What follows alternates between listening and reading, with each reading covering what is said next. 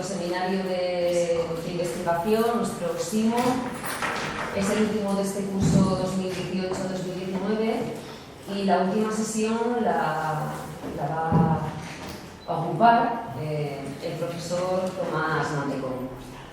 Bueno, cuando esta mañana entre Susana y yo decidimos que iba a hacer la presentación del profesor Mantecón hoy, un poco a cara cruz, pues me tocó a mí. Y entonces en ese momento yo pensé, jo, qué bien, porque como todo el mundo le conoce, pues va a ser muy fácil, ¿no? Pero claro, luego inmediatamente, digamos, pensé, pues no, porque agradeciendo la referencia del profesor Mantecón de dedicarnos esta tarde, ¿no?, a charlar sobre historia, pues se merece una breve semblanza de su trayectoria. Y esto no es fácil, porque como bien sabéis, pues la trayectoria de Tomás Mantecón es larga, es dilatada y además no solamente como investigador, sino como docente vinculado a esta universidad desde hace unos cuantos años. Tantos como que me dio clase a mí. Yo era muy joven, yo era un poco más joven también y me dio clase. Yo creo que hablar de la trayectoria investigadora del profesor Mantecón, lo primero que nos puede venir a la cabeza a todos es que se trata de una mente inquieta, una mente preocupada, es un gran lector, muy buen conocedor de la historiografía modernista y un magnífico investigador. Y por eso, bueno, todo esto, claro, hay un trasfondo de vinculación emocional, digamos, afectiva, ¿no?, y profesional, pero todo lo que digo es absolutamente verídico, como lo sabes muy bien. Los rasgos más destacados, o que yo destacaría más de la trayectoria investigadora del profesor Mantecón, es que desde muy pronto él va a incorporar a la historiografía modernista española en problemáticas y en corrientes historiográficas que en los años 80 y 90 no se practicaban en la historiografía española, se practicaban poco, y él se incorpora a estas preocupaciones y a estas metodologías. Sobre todo introduciéndose desde la historia social en cuestiones que tienen que ver en la concepción de la historia from below, ¿no?, en los enfoques microhistóricos y en la historia comparativa. Yo creo que esos son tres rasgos de la trayectoria investigadora del profesor Mantecón. Una trayectoria investigadora que, por amplia, por reconocida, por impacto internacional, ha tratado pues, muchísimas temáticas que se inscriben dentro de la historia social, como he dicho, pero también dentro de la historia urbana, de la historia de la cultura popular, que es un concepto que él defiende a capa y espada, entre otras. Las grandes líneas de problemas que ha abordado en su investigación tienen que ver con las cuestiones de la justicia, la infrajusticia, el orden y el desorden, la mediación, la negociación, la historia de la violencia y de la criminalidad. También fenómenos relacionados con la inclusión y la exclusión, el disciplinamiento, la conflictividad, y siempre con protagonistas from below, ¿no?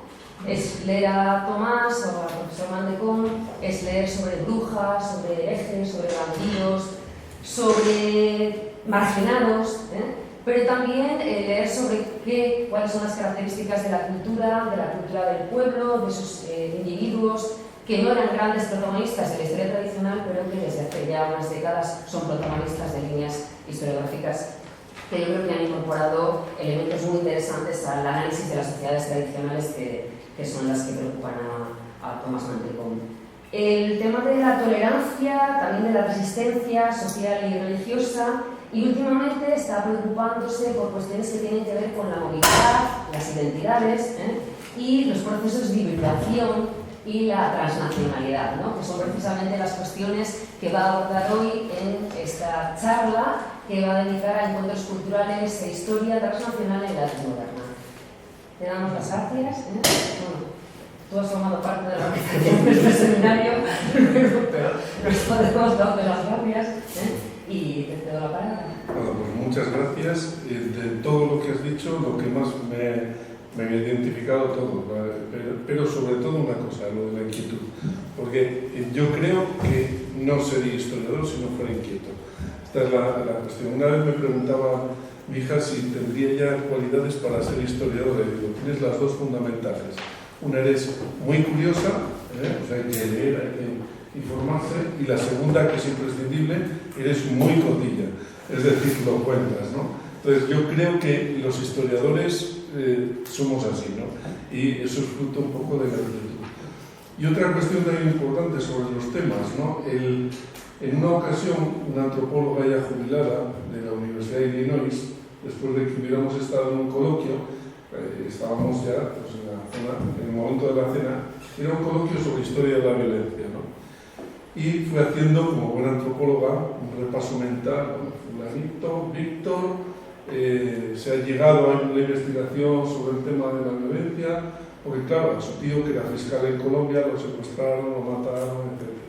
Fulanita es procedente de una comunidad indígena, también en Colombia, ahora es profesora en Vancouver, dice, pero vivió también una masacre indígena, fruto de la tensión de cárteles, etcétera, etcétera. Y entonces, mientras pensaba, iba contando el fulanito, el otro, no sé qué, hasta que llegó una congresista del Partido Demócrata que andaba por allí y tal, y de repente a mí me dice, ¿y tú por qué? Y nunca lo había pensado, pero yo creo que en la elección de los temas que tratamos hay un componente de dar respuesta a sentimientos o pasiones que tienen que ver con esa inquietud, ¿no? De uno como persona y como ciudadano. Y en mi caso, volviendo un poco hacia atrás, debió estar el germen de esto, aunque no estoy seguro, en la negativa a participar en el servicio militar obligatorio y mi tramitación de un expediente personal como insumiso, no sujeto a ningún formulario, y que además el Consejo Nacional de Objeción de Conciencia tardó 2 años en contestarme. Bueno, pasándome a reservista, digámoslo así, para servicios sociales. Bueno, esto sirve un poco como preámbulo, porque de lo que voy a hablar tiene algo que ver con esto también, ¿no? En la conferencia o en el seminario inicial, Giovanni Levi se mostró muy taxativamente en contra de las corrientes actualmente en vigor de historia global, entendiendo que la idea de globalización difumina de alguna manera la diversidad, y tiende a hacernos un poco opacos al pluralismo que está latente en todas las sociedades humanas, ¿no? Y sin embargo, de la cronología de la que voy a hablar, me voy a concentrar fundamentalmente en el siglo XVII, es en parte, si uno ve un poco la historiografía, dice, bueno, pues en parte consecuencia o una derivada, uno de los efectos de la considerada o llamada primera globalización, ¿no? Yo pienso que las palabras sí significan cosas, pero tampoco hay que ser esclavo de ellas, Quizá si sustituimos primera globalización por expansión europea ultramarina, pues a lo mejor se resuelven muchos de los problemas que tiene el término globalización, y que comparto con Giovanni Levi en ese sentido de estandarización de patrones culturales, etcétera, no me gusta mucho. No quiere decir que no haya proyectos aculturantes en los movimientos, vamos a hablar luego de misiones, por ejemplo, ahí hay programas, ¿no? Misionales. Pero si lo leemos todo en esta clave, tendemos a medir o a analizar los problemas en términos de éxito o fracaso. Y yo creo que haciéndolo así nos dejamos la mitad o la mayor parte de la historia sin contar, ¿no? La segunda de las categorías, encuentros culturales, bueno, al hilo de la conmemoración de las efemérides del 92, se habló más de la lógica de sustituir la palabra descubrimiento, cuando se hablaba de América, por la lógica del encuentro entre civilizaciones. Y en los 90 hay un artículo de Peter Berg que publicó, luego yo creo que se tradujo, lo tradujeron y se publicó también en la revista de Dialectología y Tradiciones Populares, que se titula Variedades de Historia Cultural, ¿no? Y en él habla de la lógica del encuentro, como un elemento también, o como una estrategia de indagación, ver los puntos donde friccionan las culturas para leer en las dos direcciones. Y luego queda la otra cuestión de lo trans, ¿no? Que podemos poner varias etiquetas, pero luego intentaré dar la propia esa idea de transnacional, ¿no? Que tiene que ver con lo siguiente que hablaremos, que son encrucijadas vitales o experiencias, ¿no? Antes os decía lo de la Edad Moderna, la época de la primera globalización. Si uno lee la bibliografía, sobre todo de la más compleja, ¿no?, que ha analizado esto, había notado aquí algunos elementos legitimadores de ese proceso de expansión ultramarina movido fundamentalmente por las monarquías portuguesa y castellana desde por lo menos principios del siglo XV. Si uno lee, por ejemplo, los trabajos de Anthony Parden, tanto el de La caída del hombre natural, que es una obra brillante de análisis desde el punto de vista del pensamiento político, como la más general, que se coloca en la lógica de los imperios, y es consciente de que al hacerlo adopta una lógica de historia imperial, porque hacer historia de los imperios no es lo mismo que hacer historia imperial. La segunda tiende a construir un discurso legitimador de los imperios y conecta contradicciones que hunden sus raíces en la historiografía europea del siglo XIX, ¿no? Pues si uno ve el libro, la obra de Anthony Parden, él articula en torno a dos grandes categorías que forman parte también de la tradición cultural europea, los móviles de esa expansión ultramarina. Una es la idea heredada del modelo imperial grecolatino, la idea de derecho de ius, la extensión del derecho de ciudadanía. Se ve en las crónicas de los primeros momentos de la expansión atlántica y de la conquista que uno de los elementos es un poco al modelo itálico, ¿no?, de extender el derecho romano fuera de Roma y convertirlo en itálico, pero luego convertirlo en un derecho imperial dentro de un ámbito territorial de limes. En el caso castellano, esto es todavía, este anclaje en esa tradición es más claro que en el caso portugués. Y eso da una concepción más singular al proceso de implantación o de desarrollo imperial castellano, que tiene una concepción territorial. La otra categoría que se va añadiendo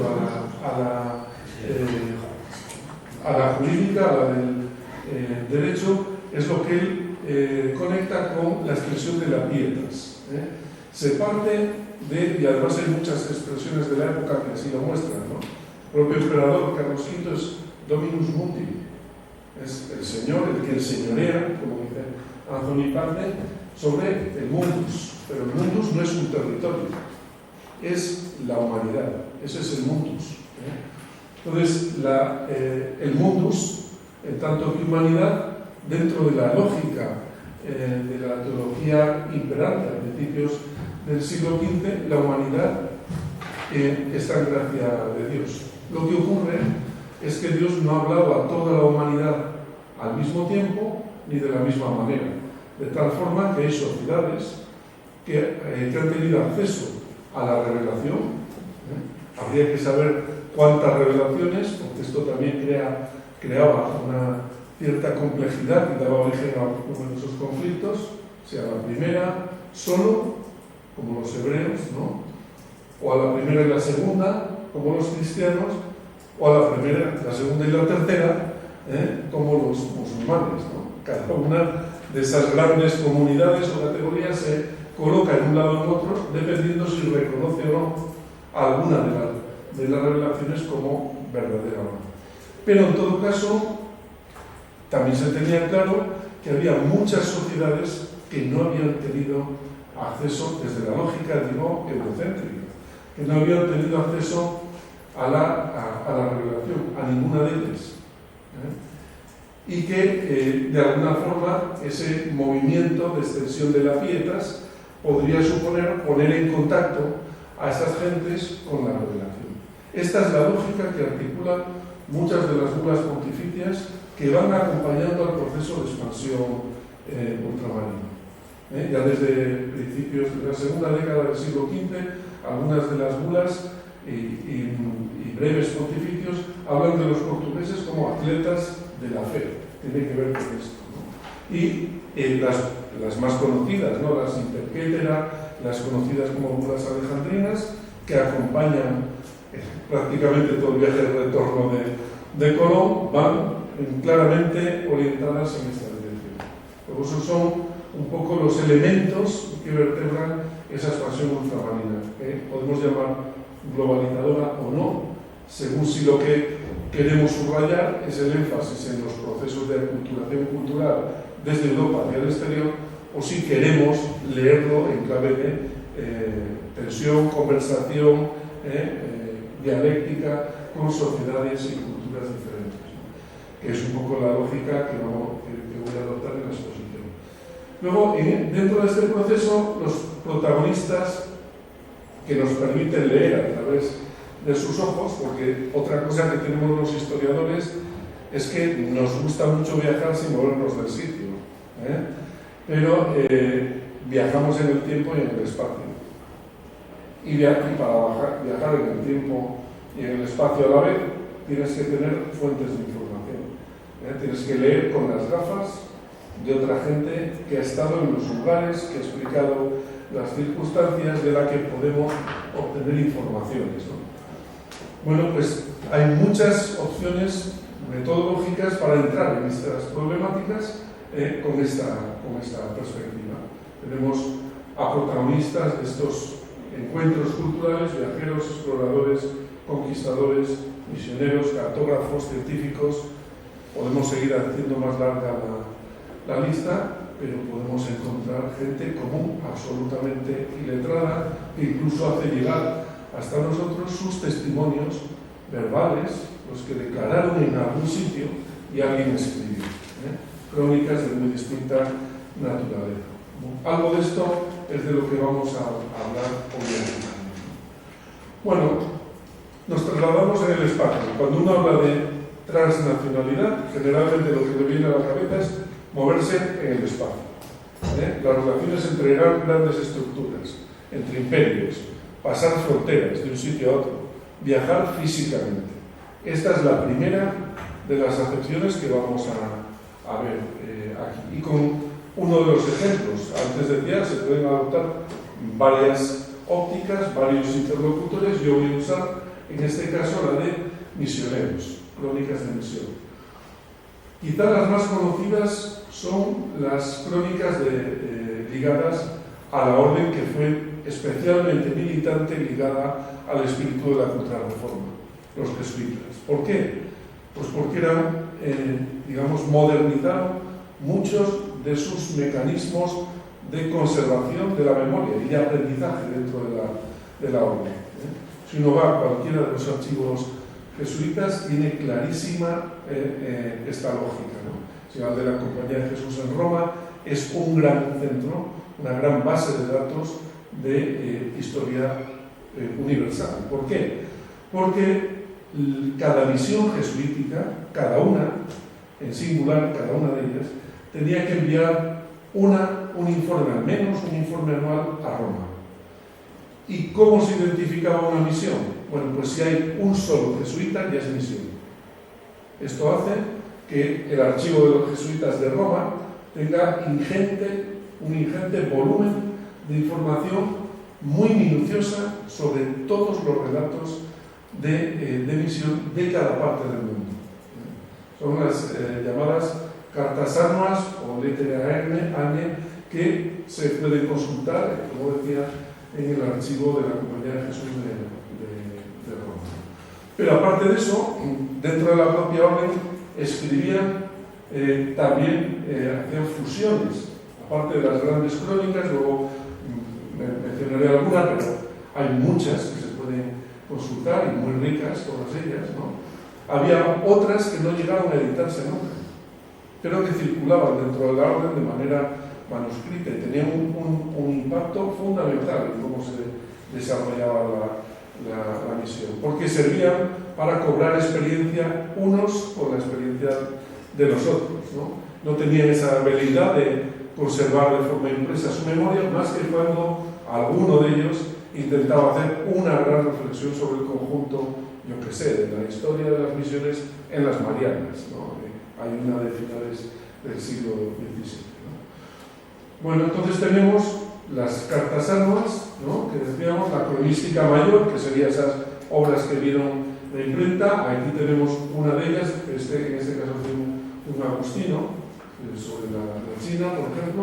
Había cronística menor, que es la que circula entre ellos, a veces redactando también obras más o menos prolijas, y otra cronística aún menor que esta, que tiene que ver con todo lo que significaba la gestión de las misiones, y que dejan testimonio a través de la correspondencia y otra documentación pidiendo licencias a los provinciales de la orden. Bueno, de una forma quizá no tan sistemática, también lo llevaban adelante las otras órdenes. Era una compañía, como digo, fue especialmente sistemática a la hora de conservar esta documentación para su propia memoria histórica. Bueno, en esta obra de González de Mendoza se contienen además relatos de las primeras misiones de China, que tenéis ahí un poco sobre algo que desde los primeros contactos de Ricci y Ruggeri está presente prácticamente hasta la extinción de la compañía en 1773, sobre la concepción que tiene la Orden de los Jesuitas de cómo realizar la misión y hasta qué punto la hibridación cultural que supone la implantación de una misión jesuítica no es igual, es distinta prácticamente en cada parte del mundo, pero si derivó o no en prácticas de idolatría. Es la famosa querella, en el caso de la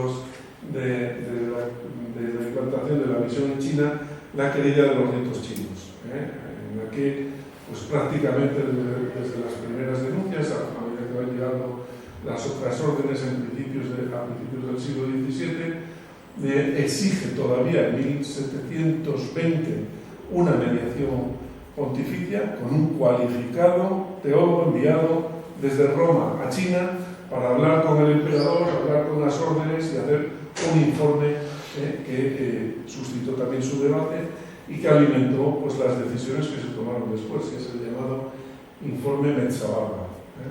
Fue publicado incluso en 1721. Luego tenemos eso, decía antes, para conocer incluso la cultura oral, la que no se había escrito conscientemente, pero que dejan estas personas y que completa otras fuentes de información que nos llegan, como esta que tenemos aquí. Este es un cuadro, bueno, no es de 1597. Los hechos tuvieron lugar en 1597, en Japón. La represión, luego veremos un poco las cifras de los misioneros en Japón, fue brutal hasta los años 40, por lo menos hasta finales de los años 40 del siglo XVII, y fue especialmente aguda la fase en los años 20. ¿no? Estos son de los primeros martirizados en Japón. Bueno, es un cuadro de Pedro García Ferrer, que nunca estuvo en Japón, y que se ordenó sacerdote cuando estaba en la corte del rey Palafox en México, y vuelve con él cuando es designado obispo de Osma. Acaba sus días en Toledo, en el año, creo que es Pedro García Ferrer, en 1644. O sea, esto, cuando él lo representa, es en México, y las noticias de lo que ha pasado en Japón han llegado a la corte de México. ¿Por qué? Porque la percepción de los propios misioneros, muchas veces sus viajes eran así. Cuando uno lee las facultades que enviaban o bien a sus superiores de la orden, o bien después, ya en el siglo XVII, a la Comisión de Propaganda Fide de Vaticana, hay muchas que se deniegan, y se lo anotan, dice, por el excesivo celo. Morir de esta manera era considerado un acto de vanidad. Porque hay misioneros que van a misionar y hay otros que lo que quieren es morir como Cristo para lograr la santidad, sin ningún género de duda. Entonces, hay misioneros a los que se les deniega, por las propias órdenes o por la Comisión de Propaganda Fide, se les deniega ir a misiones. Se dice, bueno, ¿dónde quiere ir? Dice que quiere ir hasta China, luego aprendían la lengua, etcétera, y desde allí o desde Manila iban a Japón, ¿no? Y bueno, pues lo vamos a mandar a México. Entonces lo mandan a México para que haga misiones, que es lo que en teoría tenía que hacer. Y algunos desde México consiguen mucho después llegar hasta Oriente, otros no. O lo mandamos a África. Entonces son sujetos con una grandísima experiencia en interlocución cultural, ¿no? Muchas veces lo describen en sus crónicas, ¿no? Bueno, Pedro García Ferrer, el pintor del cuadro, nunca estuvo en China, pero tampoco Palafox nunca estuvo en China y escribió una historia de las misiones en China. O sea que circulaba muchísima. Bueno, yo tampoco estaba en China, hay que reconocerlo, y en Japón tampoco, ¿no? Entonces, todos viajamos como podemos, ¿no? Y se nota, fijaos, es un pintor de la escuela de Ribalta. Bueno, estos tres mártires son japoneses, nativos, jesuitas, que fueron ejecutados en 1597 y que alcanzaron la santidad en los años 80 del siglo XIX. Pero si uno ve, no se ve, no se aprecia, hay que apreciarse mucho y tal, en el poste de la cruz pone San Juan, en otro San Pablo. Es decir, ya se les consideró, por el martirio, se les consideró santificados, ¿no? Es muy curioso también, desde el punto de vista del encuentro cultural, muchas de las prácticas que dan lugar a, rezaba un coloquio de hace unos años en el chat de Lisboa, a Cultural Misunderstandings. En las descripciones, por ejemplo, de las crucifixiones de Japón, se dice que la autoridad imperial colocaba un cordón alrededor de los crucificados, porque la gente se echaba encima, o cuando se prendían hogueras, se echaba encima para morir también martirizados como los propios mártires y lograr la santidad. Y luego el destacamento militar quedaba en la zona durante jornadas, porque la gente iba a recoger trozos de suelo o reliquias, digamos, de los martirizados, ¿no? Otra cuestión interesante, ¿os parece eso? Estos tres jesuitas fueron crucificados en Nagasaki, que se supone que es la ciudad que se ve al fondo, pero como Ferrer, ¿no? García Ferrer no había estado nunca en Japón, pues se ve que no sabía cómo representar Nagasaki, y no sé si había visto alguna vez un japonés, porque si uno mira, quizá se esmera un poquito más con los misioneros, pero si uno mira a los personajes que están, pues el de la lanza, o que es una emulación del Calvario, ¿no? O los personajes que están apuntalando las cruces, parecen de Jaén, vamos, dicho sea con todos los respetos para la gente de Jaén. Es decir, seguimos también con esto. Esto no es para que lo vean en Japón, esto es para que se vea aquí. Los europeos y el martirio por abrazar la cruz de Cristo, ¿no? Bueno, aquí tenemos algunas cifras, ¿no? Fueron solamente en 10 años, tenéis 683 cristianos martirizados en Japón. Esto es de la crónica que antes mencionaba. Unos 150 fueron quemados vivos, 50 sufrieron crucifixiones, otros escarnecidos, lapidados, arrojados al mar. Escarnecidos se describe también, en Nagasaki hay aguas sulfurosas y sencillamente los echaban directamente ahí, ¿no? De ellos, bueno, bien, veis un poco ahí, ¿no? Seguramente fueron más que los que vienen. Y el contrapunto es el otro balance, porque hay veces, aunque esto de las misiones, como tendremos ocasión de ver, no tiene nada que ver con la contabilidad, pero en la época también la gente estaba obsesionada con los números, ¿no? Y decía, tantos muertos, pero mira, 167.000 bautizados en Japón antes de 1614. Es decir, de alguna forma la misión generaba el otro efecto. Matáis a 683, pero tenéis 167.080, etc. Y os digo que lo importante no es lo de los números. Fijaos, este es uno de los relatos de quiénes fueron escarnecidos esos años. Y no estamos hablando ya de misioneros. Los hermanos Araki, vecinos, etc. Pedro Chibioe, que hay que saber cómo se llamaba en realidad, esto es cómo se transcribe su nombre, japonés, ¿no? Y su esposa Susana, que no eran misioneros, pero se habían convertido al cristianismo. Y en su casa enseñaban a la gente, además de doctrina cristiana, también pues, cultura en general, ¿no? Ella había creado un grupo juvenil. Bueno, pues también fueron ejecutados en 1625. Y ves un poco, en la cultura oriental, la desnudez es una afrenta casi equivalente a la muerte. Ella, Susana, había sido escarnecida desnuda por las calles en la ciudad el día antes de Navidad, y luego atada por su cintura y los cabellos para inmovilizar su cabeza a un poste, abriéndole brazos y piernas en aspa y atando esos miembros a otros postes. En el mismo punto, ataron a su hija de 3 años para provocar la apostasía de la joven Susana, que sin embargo soportó el tormento hasta su ejecución. Murió así. En ese momento ya tenía 32 años. Por eso os digo que si uno lee cosas de estas, que pasaron, y luego, pues lo de los 167.000 es importante, pero el número 3 de los 683 también. Cuando uno lo ve en primera persona, ¿no?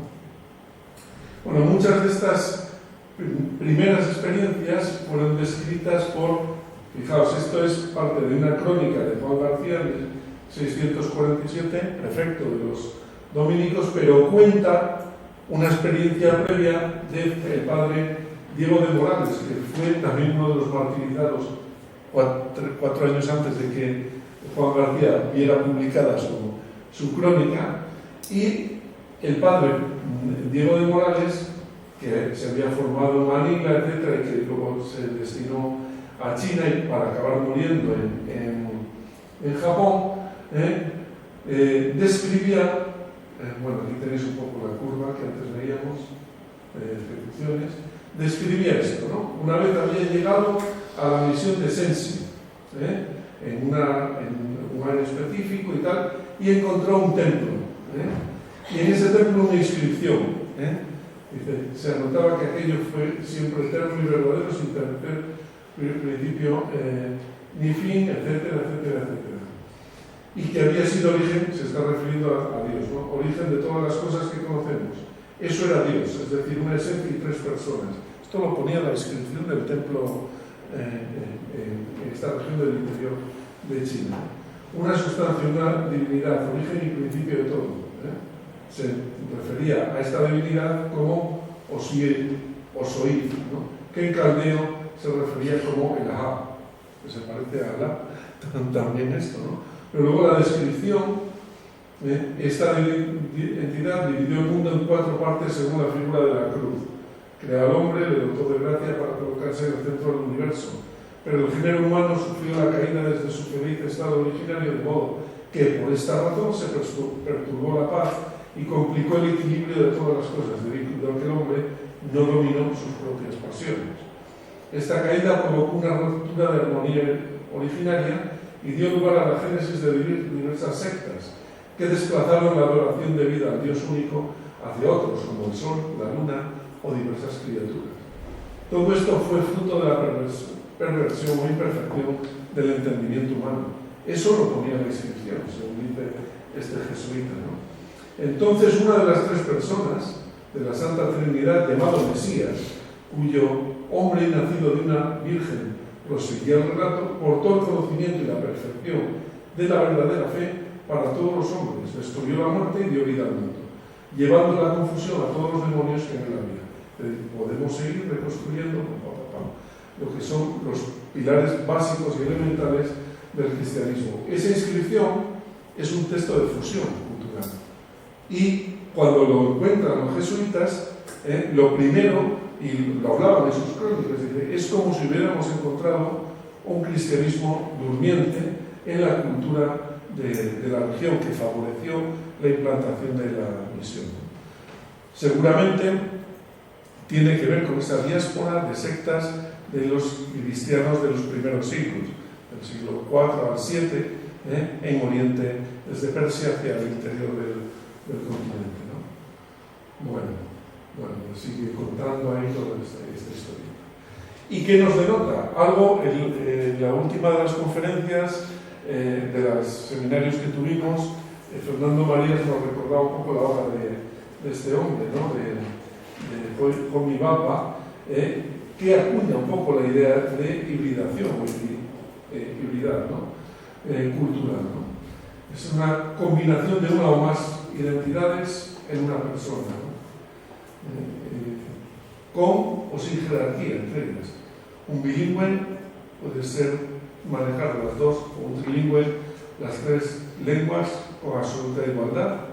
Puede variar de vocabulario. Si una la ha desarrollado hablando con niños, a lo mejor vamos a suponer su inglés es de niño y su castellano es de adulto, o su francés es de académico, porque los ámbitos donde ha practicado son diferentes, pero a lo mejor no tiene una jerarquía entre ellas, ¿no?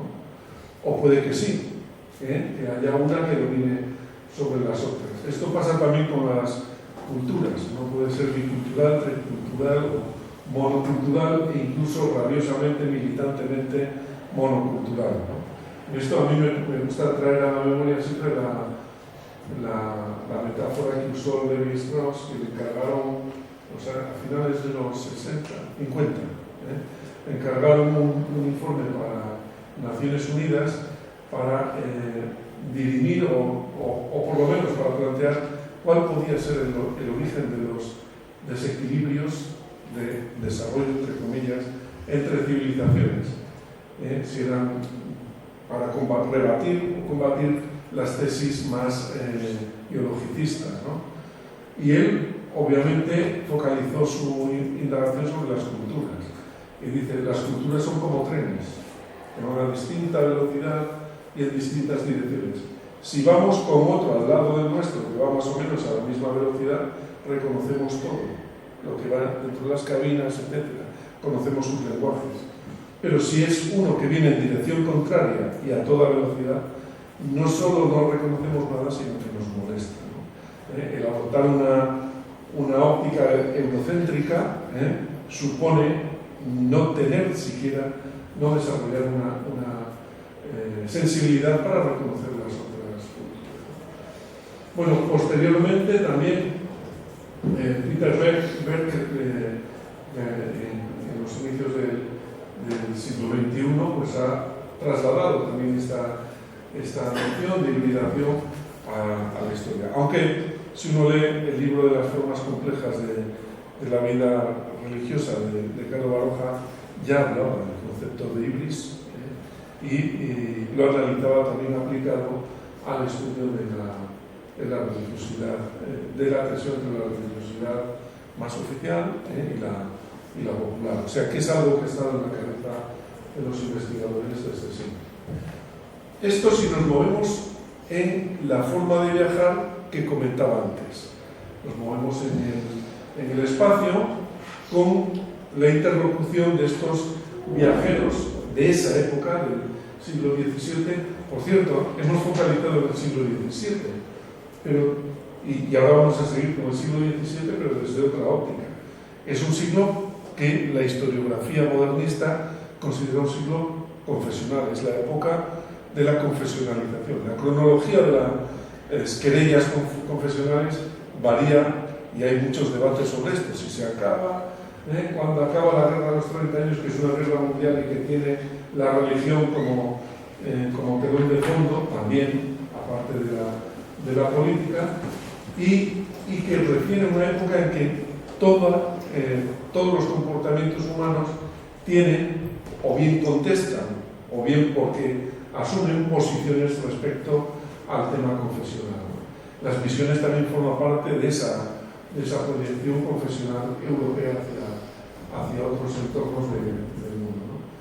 Ahora vamos a ver otra de las concepciones de la idea de transnacionalidad. Una tiene que ver con ese viaje cultural, de esos contactos, encuentros culturales intercivilizatorios, y otro tiene que ver con una lógica que desarrolló este señor, no es ni un gran filósofo, ni un gran investigador, ni lo pretendía, y además cuando murió tenía 32 años, o sea que tampoco tenía una grandísima experiencia. Pero vivió su juventud en el periodo de la Primera Guerra Mundial. Y en los 4 últimos años de su vida fue un articulista de New Jersey, muy preocupado por cosas que pasaban en la sociedad norteamericana, en las que se estaban desarrollando una especie de vacunas culturales contra la inmigración de todas las partes del mundo. Y en el año 1916 publica un ensayo para una revista de divulgación que se titula Transnational America.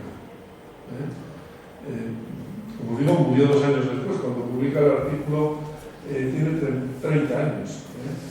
Y lo que él desarrolla en ese ensayo es que precisamente lo que ha construido a los Estados Unidos de Norteamérica, lo que es realmente diferente de todos, lo que le dota de personalidad es su pluralismo, la transnacionalidad, y que las corrientes defensivas frente a la inmigración o la influencia europea o la influencia de otros países son prejuicios que al revés rompen con lo que es la tradición de la sociedad norteamericana. Entonces, la lógica de esta idea de transnacionalidad sin salir de casa, es decir, probablemente Detroit en los años 20-30 se convierte en una ciudad muy transnacional, porque donde no se absorbía, por ejemplo, a grandes masas de población, digamos, de color de todas las partes del país, resulta que la ciudad de Detroit era capaz de absorberlo en su mercado de trabajo, estaba en plena expansión. Y donde se desarrollaron más derechos civiles debido a esa componente que el Randolph Burr llamaba transnacional, pero que podemos llamar también intercultural o plural, sencillamente. Esta es la idea de transnacionalidad a la que quiero desplazarme ahora. Y tenemos ejemplos en la historiografía que enseguida nos ayudan a focalizar. Natalie Davis, recordamos muchos de sus textos, ¿no? El regreso de Martin Bear, Remembering the Borders, hay numerosísimos ensayos y análisis científicos de Natalie Davis que se colocan en encrucijadas, ¿no?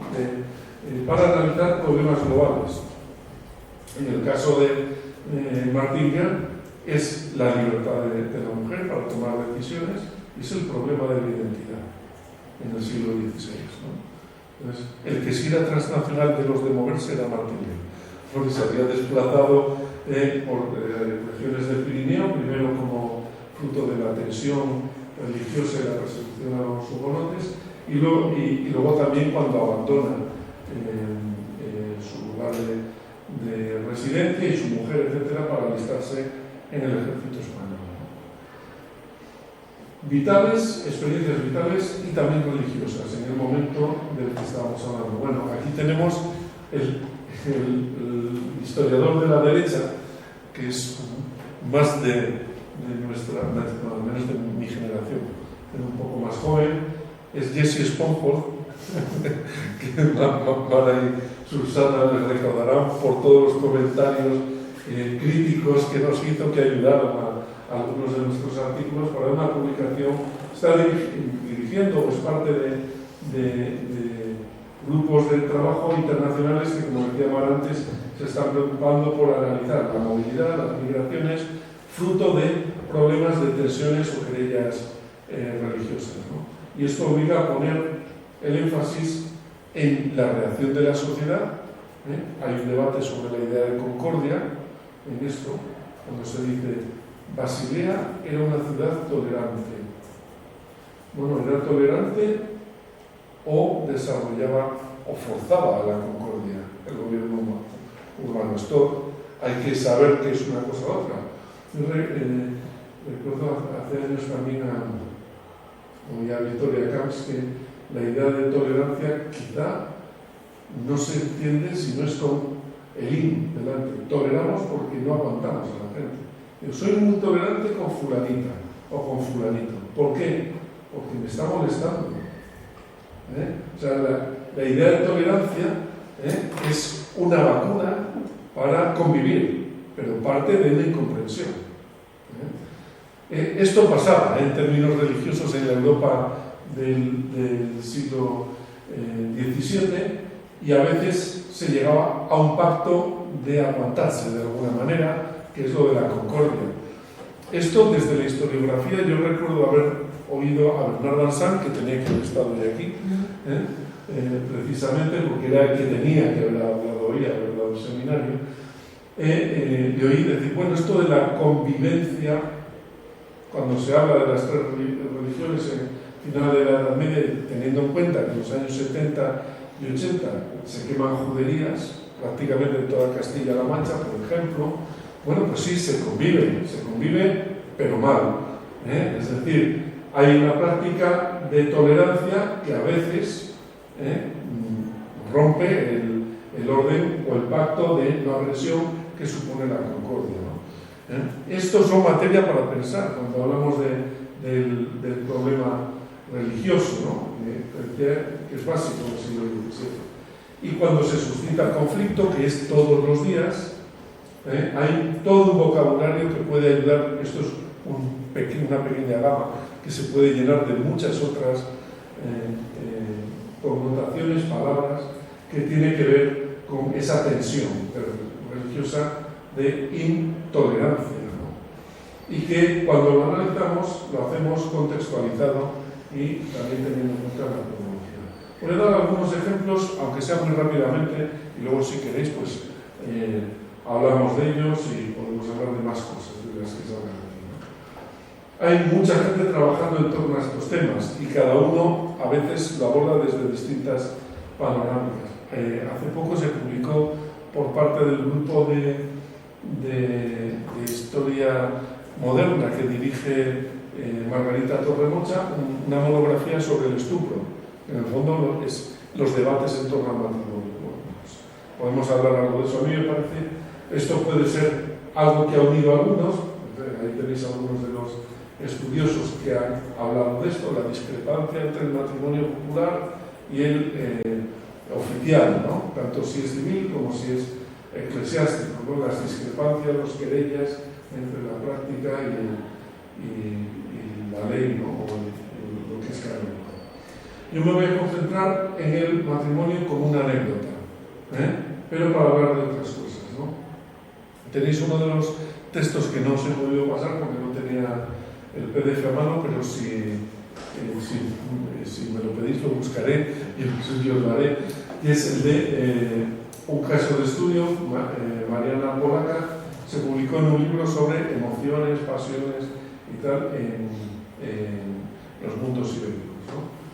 Bueno, es el caso de muchas mujeres o de muchas personas, algo parecido a lo que le pasaba a esta mujer, ¿no? Había un guía, que es una judía veneciana, es la única que se me sale de cronología, es un poco para ilustrar.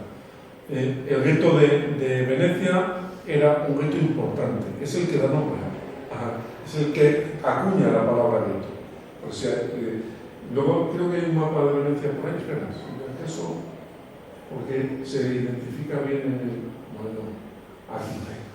El gueto está aquí, es esta zona de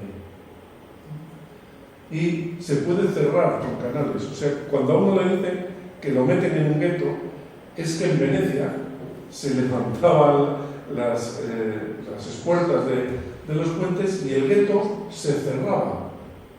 Por la noche, los judíos no salían del gueto. Estaban cerrados dentro del gueto. Y era el gueto quizá más importante de Italia. En Roma también había un gueto muy importante, que además estaba no solamente físicamente amurallado, con sus puertas también para cerrarlo, ¿no?, por la noche, sino que además estaba rodeado de iglesias. Por si alguno quiere cambiar de cosa que no era nada fácil, Fijaos aquí, por poner un ejemplo concreto, cambiar de fe es una cosa, si eres judío, es complicadísimo.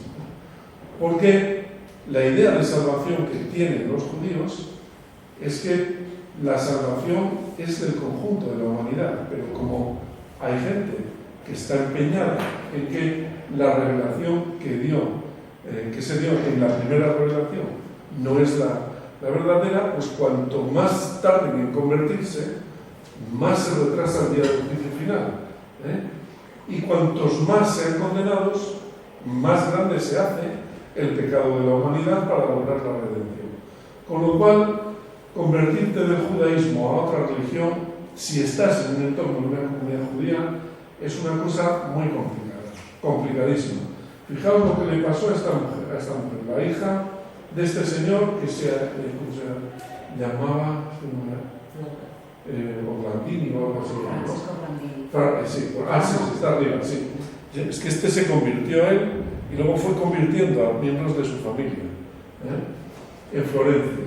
Pues cuando se convirtió su hija Laura, a los 18 años, dice, y se convirtió en Sor Ana María Felice, hubo un intento de parricidio por parte de uno de sus tíos o algo así en el momento del bautismo.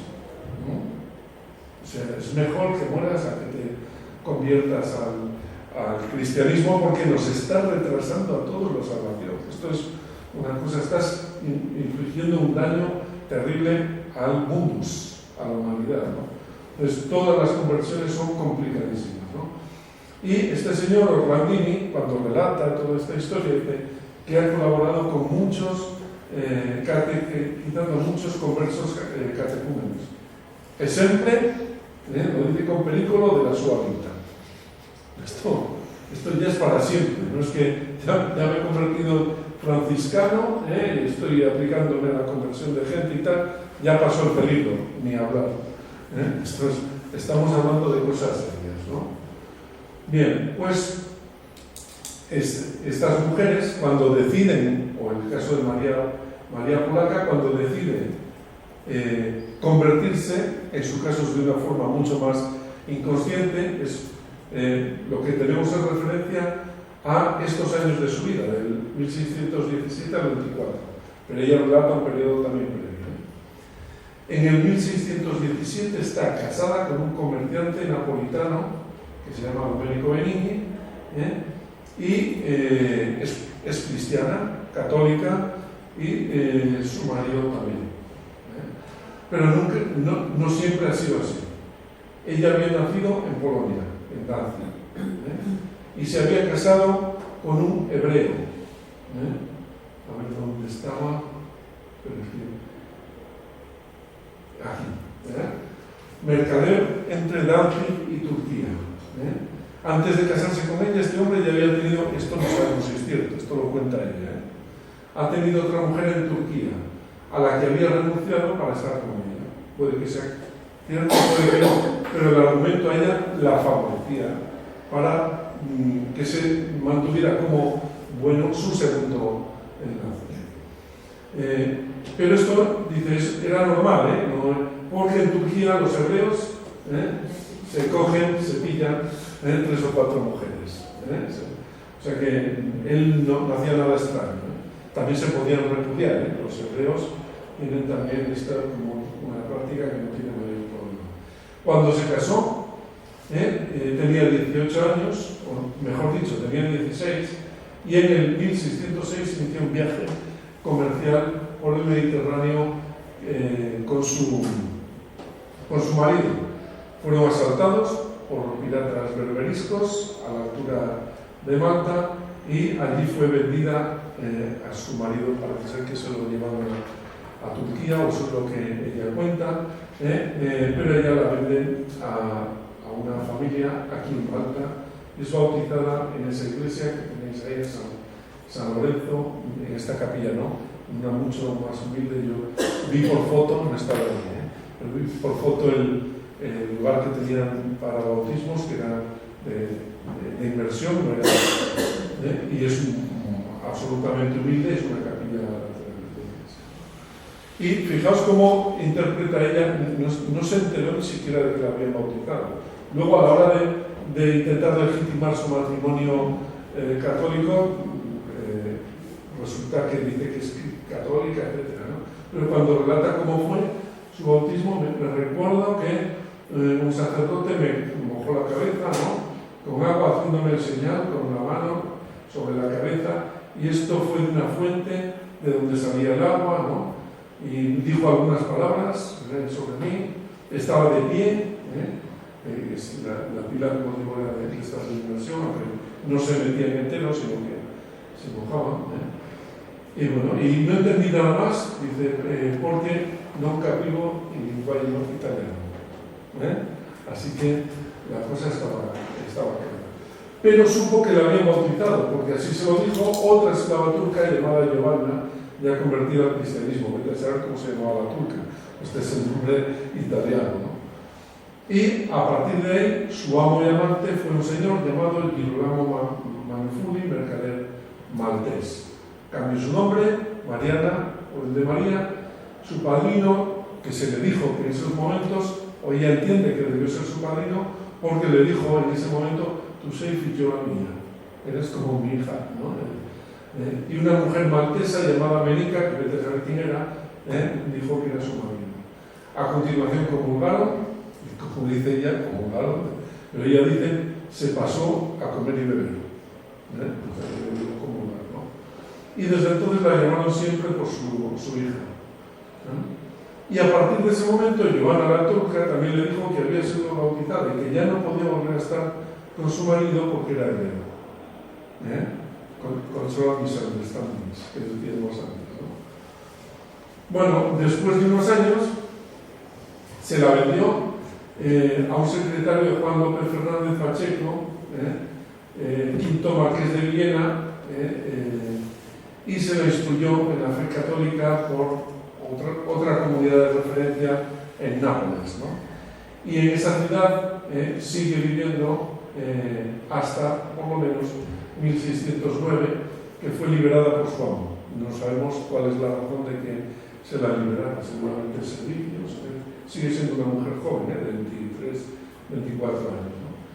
Y en 1617 se la vuelve a encontrar en Viena, conoce a su marido católico, que mercadeaba con el sur de Italia. Bueno, en realidad 2 años esclava y 8 libres fueron más de esclava también, ¿no? Si uno cuenta el periodo de Malta es un poco más, pero 2 en Nápoles estuvo como esclava. Tenéis la plaza del Carmen. Bueno, matrimonio católico, pero el dilema es, ¿seguía siendo hebrea o era cristiana? Resulta que su marido, cada vez que tienen broncas, ella le dice, bueno, déjame tranquila que yo soy hebrea y qué tal. Y cuando le preguntan en el Santo Oficio de Roma, pero esto tú ¿por qué lo decías? Dice, porque me hartaba. Es decir, no lo decía porque tuve un verdadero sentimiento de fe. Pero en uno de los viajes de retorno a Nápoles, al pasar por Venecia, debieron tener otra trifulca matrimonial, y ella dice, pues ahí te quedas, me voy a Venecia y me voy a la comunidad judía de Venecia, que es donde estaba en los años 20. Y en ese contexto intenta otra vez volver con su marido, pero claro, su marido está en Roma y viniendo del gueto veneciano tiene que quedar claro de una vez por todas si es católica o es hebrea. Cuando están en el gueto de Venecia, dice, fijaos lo que dice, describe, ya andaba en el gueto de los hebreos porque estaba bien reclutada allí, conocía la cultura hebrea, se conocía a ancestros hebreos y se le reconocían dentro de la comunidad hebrea, y porque dice, pero yo en la clandestinidad de alguna manera seguía practicando la fe, la ley cristiana. No comía carne en Cuaresma, etcétera, etcétera. Pero no andaba a misa, ni me confesaba, a misa, porque y siempre tuve el ánimo de volver a Roma con mi marido, etcétera, etcétera, ¿no? Pues, ¿qué es? ¿Es hebrea o es cristiana? Seguramente le da exactamente igual. Lo único que quiere es tomar decisiones sobre su propia vida, y en el momento que se presenta a la Congregación Romana en 1624, lo único que quiere es que se la considere de nuevo formalmente cristiana católica para volver a la compañía de su marido, el comerciante napolitano, ¿no? Se dirige a los miembros de la Compañía de Jesús para decir: ¿cómo hago esto? ¿Cómo tramito mi solicitud? Y se presentó a consejo de ellos espontáneamente al Santo Oficio romano, ¿no? Para recomponer su matrimonio cristiano. Y el argumento aquí es, bueno, no es un problema de que sea una decisión vital, sino es un problema de fe. Porque, claro, para convencer a teólogos de que has estado, digamos, frívolamente diríamos, coqueteando con dos credos que no son compatibles, pues tienes que convencer de una manera que tenga que ver con la preocupación por la salvación, ¿no? Dice que quería ser liberada de ser hebrea y así poder morir tranquila, ¿no? Bueno, se inicia todo un proceso y al final a ella no se la concede el retorno, se la rehabilita para la fe católica, pero no se considera legítimo su matrimonio napolitano. ¿Por qué? Pues porque había todo un encuadre que permite, si su primer marido hebreo estaba vivo, se consideraba legítimo, como es el matrimonio entre infieles, es entendido indisoluble por la Iglesia Católica, por serlo, por ley natural y divina. Te puedes convertir después, pero tu matrimonio legítimo sigue siendo el primero. Y aunque ella dijo que había, estando en el gueto veneciano, otro judío que comerciaba con los turcos le dijo que había visto morir a su marido en Turquía de peste, pero no pudo demostrar esto, y el testigo al que había mencionado del gueto veneciano estaba muerto, cosa que ella conocía también. Entonces era imposible comprobar ni siquiera el testimonio, ¿no? Entonces no quedó claro que hubiera estado muerto y por lo tanto se reconocía todavía jurídicamente casada con su primer marido.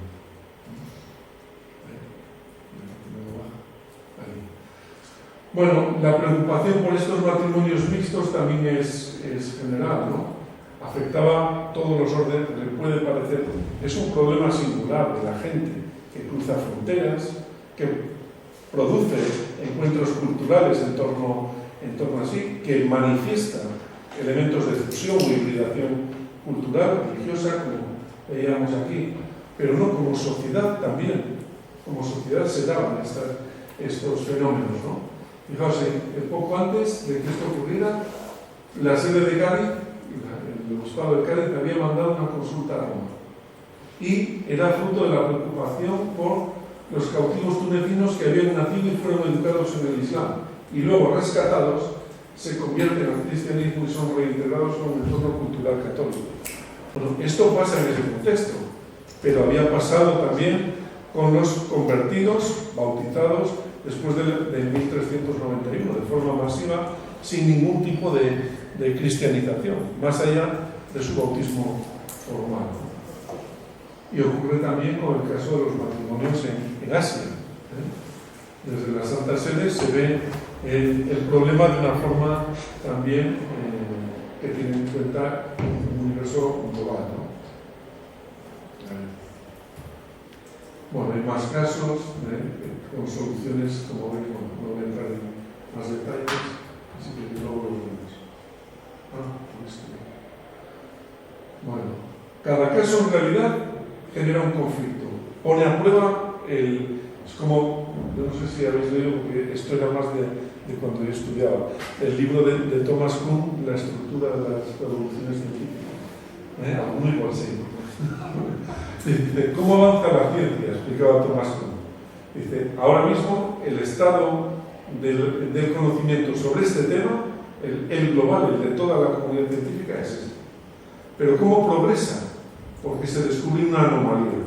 Y la anomalía, el explicar la anomalía, te obliga a retocar el paradigma del estado actual de la ciencia sobre esa materia. Esto es un poco lo que pasa cuando nos encontramos con casos así, ¿no? Uno tiene a veces en la cabeza hasta dónde llega el imperio turco en Europa, la Bohemia, etc. Pero las fronteras se pasan o no. Isaac Navruz, que es otro de estos expedientes que analicé en los años 60, aparte en esa época es un veterano soldado del ejército español en Nápoles, pero su familia había emigrado desde Oriente Próximo hasta Ucrania, era judío. En los años 20 secuestrado por los tártaros y vendido como esclavo de galeras en Turquía, y está 14 años. Consigue huir en un momento determinado y se hace monje de San Basilio en Corfú. Retorna es utilizado como mediador por el gobernador de Galeras veneciano, como intérprete para rescatar a otros o para hacer embajadas diplomáticas. Vuelve a Ucrania, vuelve con su mujer originaria, vuelve con sus 4 hijos, se convierte al catolicismo, etc. Gente que se mueve por todos lados cruzando fronteras espaciales, pero también mentales, como vemos aquí, ¿no? Entonces, todo esto está condicionado por momentos, contextos, condición, estado, género, raza, cultura, credo. Podemos seguir añadiendo ahí elementos, ¿no? Son anomalías que nos ayudan a entender y a explicar y a dar más eficacia al estado actual del conocimiento, al paradigma científico, en este caso sobre la confesionalización, ¿no? Por aquí más ejemplos, no voy a entrar en ello. Y decía, problemas personales o problemas sociales. En estos años, a mediados del siglo XVII, el arzobispo de Nápoles envía un informe a la Santa Sede explicando algo que le preocupa mucho. ¿Cuánta gente hay con problemas de bigamia, poligamia, etcétera, en el obispado, ¿no? ¿Y cuántas ha habido más o menos en 50 años? Y hace una indagación en la ciudad. Y lo que le sale es esto, como decía antes, más importante que los números es lo que hay dentro de cada uno de ellos, ¿no? ¿Cuántos son como Mariana Polaca? ¿Cuántos son como Navruz? Es más, yo diría, el arzobispo de Nápoles, aunque lo intentó, esto es una punta del iceberg. Porque si nos fijamos, le salen casi todos, o 2/3, o más, son italianos, pero los más problemáticos son como los que estábamos mencionando antes, y son los menos. Seguramente había muchísimos más en Nápoles, muchísimos más. Pero lo importante es que el arzobispo de Nápoles, con los que conoce, ya identifica un problema. Es un problema de moral pública. Lo que les pasa a todos aquellos de los que estamos hablando y que tienen que ver con otra faceta de la transnacionalidad, en Nápoles, ese pluralismo a veces genera problemas de gobierno moral de la ciudad, ¿no? Es lo que explicaría esta pequeña tabla. Joder. Pero porque esto tarda ahora sí. Bueno, como veis hay más hombres que mujeres, los castigos también son desiguales, son más duros en el caso de los hombres que los de las mujeres. Hay un promedio de 5 casos cada 2 años, que sepa el arzobispo de Nápoles, pero hay que saber que estos son los que merecieron algún tipo de condena, pero muchos no fueron condenados a nada y no están en el registro. Y cada uno de ellos tiene backgrounds culturales, sociales, religiosos muy diferentes, que dan idea de ese fenómeno de transculturalidad en la ciudad. La ciudad de Nápoles es una ciudad transcultural, transnacional. Yo diría, en esta época es la más transnacional y más transcultural de Europa. Hay que pensar que Sevilla, en el momento de mayor concentración de población, las primeras 2 décadas quizá del siglo XVII, rondaría los 110.000, 120.000 habitantes. Nápoles triplica esa población. O sea, es la más transnacional y transcultural, lo que no quiere decir que a a otra escala no encontremos el fenómeno en otras ciudades. Y ahora, ¿cómo colocamos el rótulo cristiano, católico, contrarreformista? Que sí que lo tenía. Había iglesias, hay obispado, etcétera, a la ciudad, pero habrá más cosas, ¿no? Hay comunidad hebrea, hay polígamos, que no son como los poliberes, ¿no? Hay comerciantes que, como vemos, viven un poco a su manera, es decir, hay otro fenómeno que hay que estudiar que es muy importante, ¿no? Bueno, y es una propuesta que hago. Cuando se habla de historia transnacional, podemos optar por hacer la de la primera parte de la exposición, o podemos optar también por la de la segunda parte, sin que sean excluyentes. Sencillamente estudias cosas diferentes, fenómenos distintos, ¿no? Y el último de ellos, bueno, lo mismo que el primero también, un encuentro cultural implica una confrontación cultural. Luego puede haber apropiación, puede haber diálogo cultural, puede haber inculturación o puede haber aculturación, ¿no? Pero, y eso ocurre también cuando reducimos la escala, ¿no? Juega todo, juega la cultura, pero también juegan, en el caso de Mariana Polaca lo veíamos, pasiones, emociones, fe, etc. Hay que analizar ese binomio entre tolerancia y concordia, o intolerancia y falta de concordia, los problemas de gobierno moral y de gobierno efectivo de la sociedad.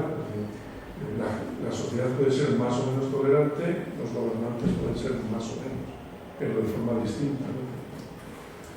Pues bueno, es la propuesta que hago, repasar esos ejes macro y micro que también son aplicables a la historia transcultural, transnacional, transsocial, transcivilizatoria, y también analizar con ese vocabulario que en parte los historiadores a veces hemos tenido que apropiar a su vez de otras disciplinas, de la antropología fundamentalmente, porque mucho de ese vocabulario viene de la antropología, pero también viene de la tratadística y viene de las crónicas de las misiones, que a veces explican muy bien con un vocabulario muy específico cosas que a los sociólogos, a antropólogos y historiadores nos ha costado siglos llegar a percibir.